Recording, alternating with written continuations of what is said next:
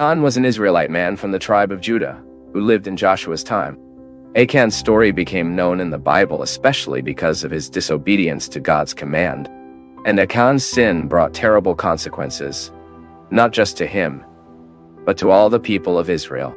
In this video, you will know everything the Bible says about who Achan was, and will understand what was the severity of your sin.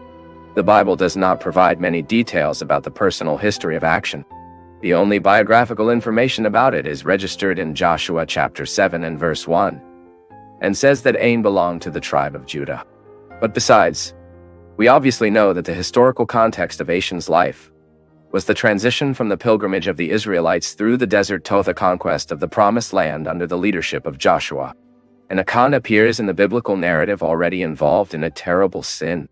The Bible says that Achan secretly took from the anathema, or, according to some translations, he has taken from the condemned things. These condemned things were spoils of war from the town of Jericho. The people of Israel had been exhorted not to appropriate anything in Jericho.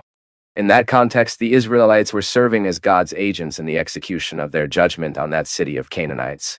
And that meant that this was a holy war, and that the whole city had been reserved for God. Thus, God's judgment would be poured severely there.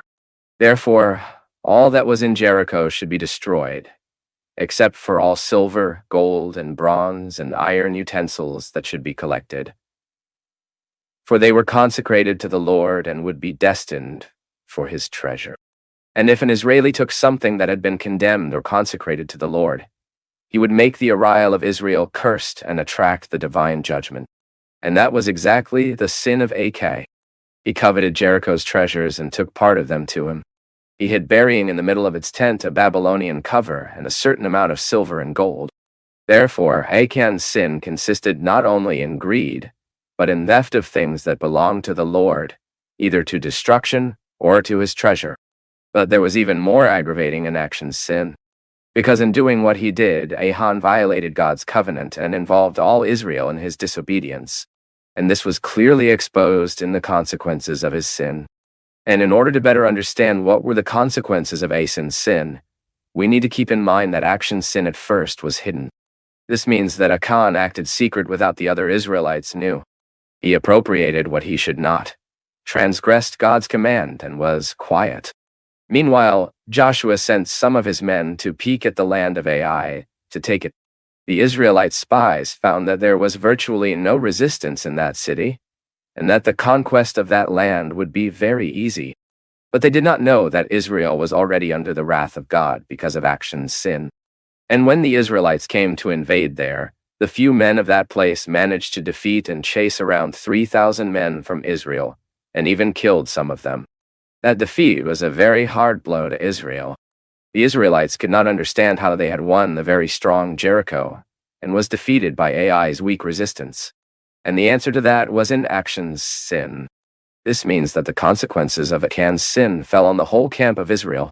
Then when Joshua and the elders of Israel were crying out to the Lord seeking an answer, God told Joshua that defeat was due to the sin in Israel.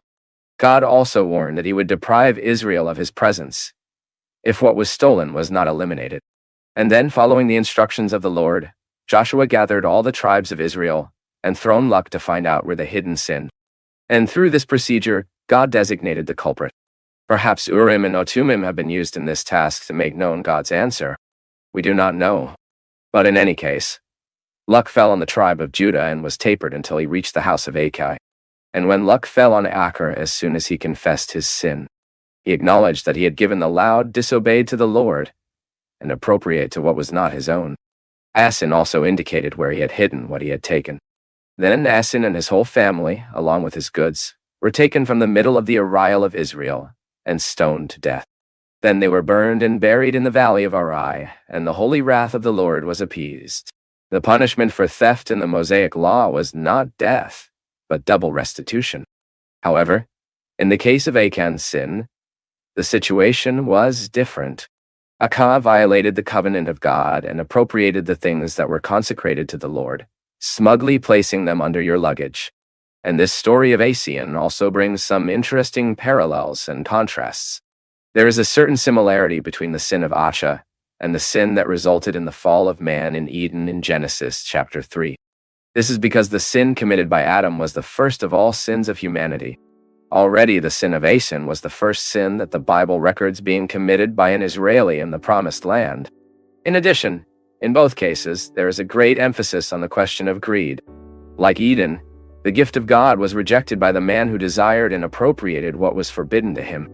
Also, just as Adam sinned through all mankind under the divine curse,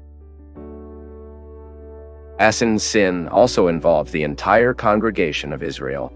Another interesting point is that Achan's story is preceded by the story of Rahab in the Bible, and that reveals a great contrast between these two realities.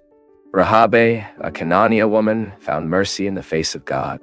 His history reveals God's grace being poured out in the midst of judgment. Achan's story reveals God's holiness that is inseparable from his grace. Achan found God's judgment by rejecting his grace. And just as the blessing on Rahab reached all his family, the curse over Achan also reached everyone in his home.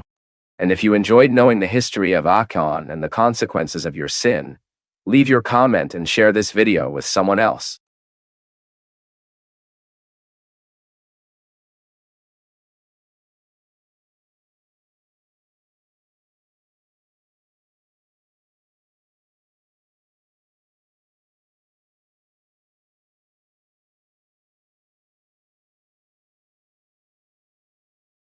Each of these videos is a construction, and whoever reaches the end is helping to sustain this work.